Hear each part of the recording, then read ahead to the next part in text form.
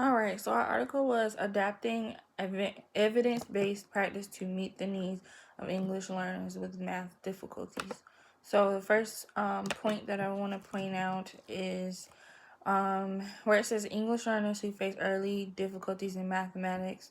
Um, it states that students with math difficulties are defined as students performing in the low average range, as well as those performing well above average. In the article, we use this MD definition to describe English learners who struggle to develop math proficiencies. That was one point that stood out to me just because I don't think English learners only struggle with the difficulty of mathematics. I just think they understand with the understanding of mathematics and the way that it's built or the way that it's supposed to be understood. I think they struggle with understanding more so than doing it. I think they can do it, but do they really understand what they just did? That's the question that I would have.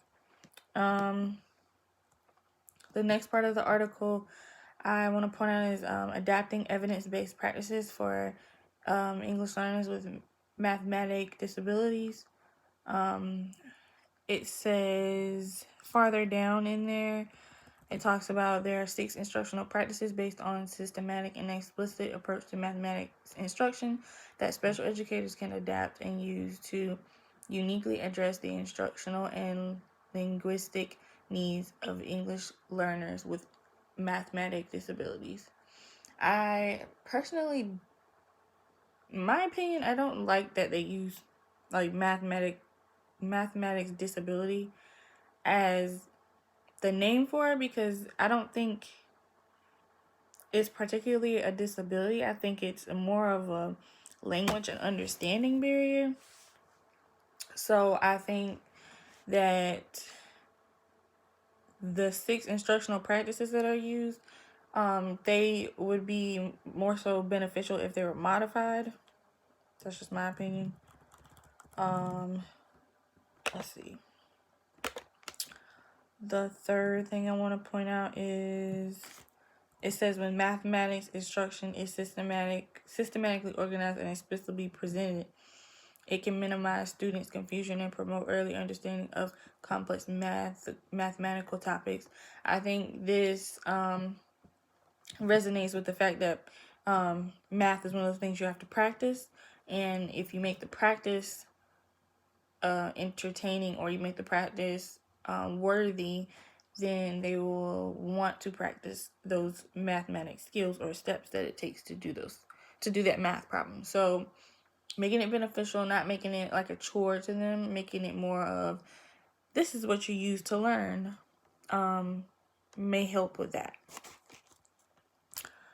Also, I saw I want to go down to the next one. It says special educators can stimulate productive mathematics verbalizations for English learners with MD by asking why and how questions. I like that quote just because it says ask why and how questions. But I think not only for them, I think for anybody that is learning math, you should ask why and how questions so they understand exactly why the problem was done that way and how they got their answer. So kind of like backwards teach it to them. So they went through the process to get the answer, but then go back and say this is why this is this and this goes with this and this gave you this answer. So they let them answer the why did you get that answer if it's wrong, and they need to go back and do it because you want to know what their thought process is, and then ask them when they correct it, how did you know that's what you're supposed to correct? Because then that opens up it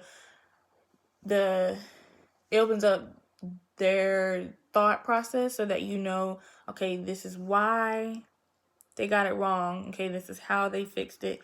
So you know kind of what they're thinking when they're going through the problem. All right. 3 things I already knew. Okay, so I'm gonna one thing I already knew was about The how and why that I just discussed, I did know about the how and why. I use that frequently with the students that I work with, just because it does tell me what they were thinking so that I can correct their thinking or correct their process of writing out or making out the problem so that they understand where they messed up and what they need to fix. I'm going to be honest, I didn't know anything about mathematics disability. I did not know that that was a thing. I know about English learners, and there's frequent English learners, but I did not know about math disability. So that one is new for me. And so I'll jump in and say I learned about mathematic disabilities. I didn't know there was such thing as a mathematic disability or difficulties. Sorry, I've been saying disability. Difficulties. I didn't know there was such thing as mathematic difficulties. I didn't know it was a particular thing. I know that students struggle with math. I just didn't know that was a particular thing. I also didn't know that there were instructional practice design or instructional practices and that there were 6 of them. I did not know that. That's good to know just for teaching in general, teaching math in general. So really, to summarize this off, from what I learned was that English learners need a lot more understanding when it comes to learning, and they also need a lot of differentiation when it comes to math, just so that they can first understand the concepts and strategies that we use for math, and then work our way through solving math problems that may seem difficult to them, but once they learn the process and the how and why, they will do a lot better solving those problems. So yeah, that was my summary for that.